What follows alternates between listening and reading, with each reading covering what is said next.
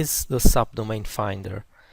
The Subdomain Finder allows you to search for all subdomains of a given domain, providing a greater visibility of your organization's online presence and potential attack surface. The feature is available when starting a new vulnerability scan. When you add a domain name as a target, a new Subdomains button will appear on the right side of the screen.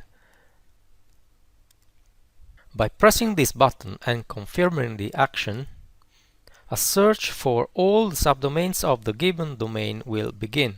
The search may take several minutes to complete, depending on the number of subdomains. Once the search is complete, all the subdomains found during the process will be automatically added to the list of targets for the current scan. It is important to note that the search may also uncover domains that begin with www or different aliases of the same subdomain. If any duplicate domains are found, you can easily remove them from the list.